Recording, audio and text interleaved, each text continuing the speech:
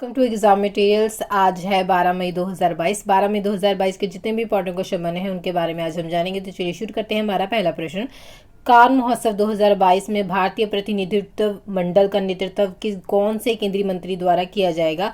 तो वह किया जाएगा अनुराग ठाकुर के द्वारा, यानी ऑप्शन नंबर बी हमारा सही हो जाएगा। केंद्रीय सूचना प्रसारण मंत्री अनुराग ठाकुर को 17 मई को कांस 2022 फिल्म फेस्टिवल के उद्घाटन के दिन भारत भर के प्रमुख कलाकारों के एक भारतीय प्रतिनिधित्व मंडल का नेतृत्व करेंगे। प्रतिमंडल में AR रहमान, अक्षय कुमार, AR माधवन और नयनतारा जैसी हस्तियां शामिल होंगी। नवाजुद्दीन सिद्दीकी और पूजा हेगड़े भी इसमें शामिल होंगे।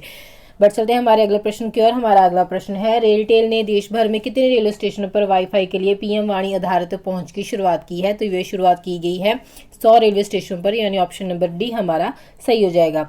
हमारा अगला प्रश्न है, association for the election authorities AAEA के नए अध्यक्ष के रूप में किस देश को चुना गया है? तो वह चुना गया है भारत को, यानी ऑप्शन नंबर बी हमारा सही हो जाएगा। मई 2022 को मनीला फिलीपींस में कार्यकारी बोर्ड और महासभा की हालिया बैठक में 2022-24 के लिए भारत को सर्वसम्मति से एशियाई चुनाव प्राधिकरण यानी AAEA के नए अध्यक्ष के रूप में चुना गया है। मनीला की वर्तमान अध्यक्ष AEA और कार्यकारी बोर्ड के नए सदस्यों के रूप में रूस, उज्बेकिस्तान का, श्रीलंका, मालदीव, ताइवान और फिलीपींस इसमें शामिल हैं। बढ़ चलते हैं हमारे अगले प्रश्न की ओर। हमारा अगला प्रश्न है, थॉमस और उबेर कप 2022 की मेजबानी कौन सा देश कर रहा है? तो वे कर रहा है थाईलैंड, यानी ऑप्शन नंबर सी हमारा सही हो जाएगा। थॉमस और उबेर कप 2022 की मेज़बानी 8 मई से 15 मई के बीच 2022 के बीच बैंकॉक, थाईलैंड में इम्पैक्ट एरेना में की जा रही है। उबर कप बैडमिंटन वर्ल्ड फेडरेशन के सदस्य संघों के बीच एक द्विपक्षीय अंतर्राष्ट्रीय बैडमिंटन चैंपियनशिप है। भारत 22 मई को 2022 को उबेर कप 2022 के क्वार्टर फाइनल में मेज़बान थाईलैंड से भिड़ेगा।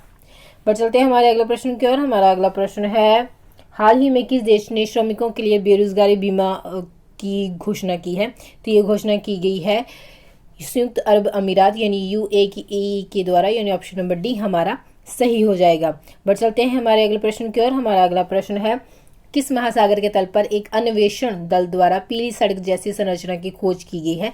तो ये खोज की गई है प्रशांत महासागर के द्वारा, यानी ऑप्शन नंबर ए हमारा सही हो जाएगा। एक पानी के नीचे की खोज टीम द्वारा प्रशांत महासागर के तल पर एक पीली ईंट की सड़क जैसी संरचना की खोज की गई है।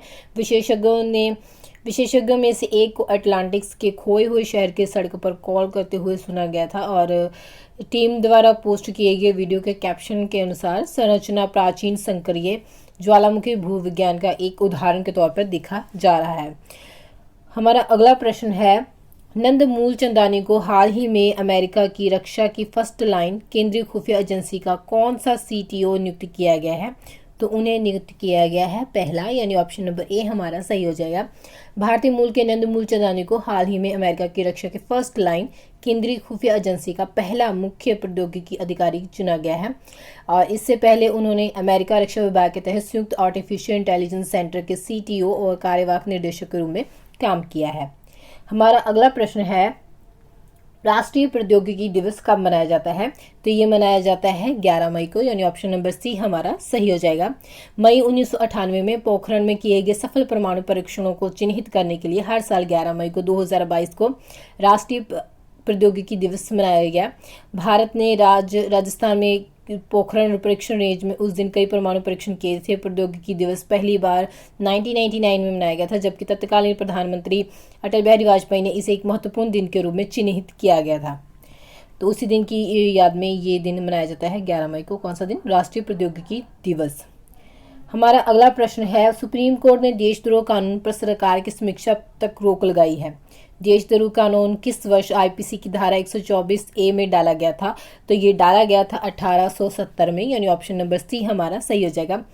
राजद्रोह कानून की बात की जाए तो ये कानून मूल रूप से 17वीं शताब्दी के इंग्लैंड के द्वारा लागू किए गए थे, जब सांसदों का मानना था कि सरकार की अच्छी राय और लोगों तक पहुंचनी चाहिए।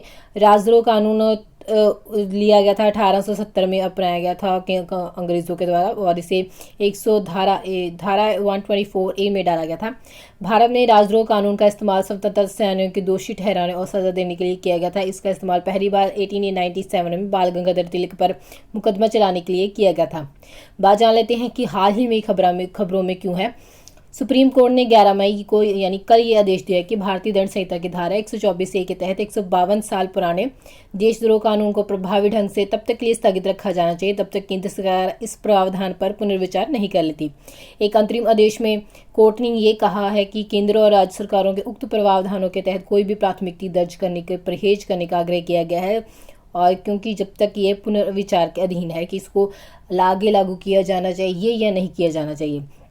भारत के मुख्य न्यायाधीश NV रमणा, न्यायमूर्ति सूर्यकांत, न्यायमूर्ति हिमा कोहली की पीठ ने कहा है कि 28A के तहत लगाए गए आरोपों के संबंध में सभी लंबित मामले, अपील और कार्यवाही को स्थगित कर रखा जाए और अन्य धारा के संबंध में निर्णय अभिव्यक्ति के प्रति पूर्वाग्रह के बिना आगे बढ़ा जा सकता है या नहीं। कोर्ट ने यह भी कहा है कि लोग जो पहले से ही IPC की धारा 1 जेल में हैं वह उस जमानत के लिए संबंधित अदालतों को दरवाजा खटका सकते हैं। ये थी इंपॉर्टेंट बातें 120A के IPC की धारा के तहत।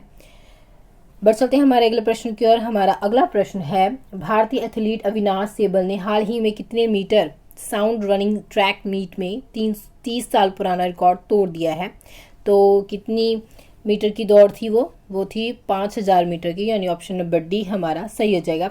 भारतीय एथलीट अविनाश सेबल ने हाल ही में 5000 metre sound running track meet में अमेरिका के सैन जुआन कैपिस्ट्रानो में साउंड रनिंग ट्रैक में 13.25 के समय के साथ एक नया समय रिकॉर्ड बनाया है। उन्होंने 1992 में बहादुर प्रसाद द्वारा बनाए गए 13.29 के पुराने रिकॉर्ड को भी तोड़ दिया है।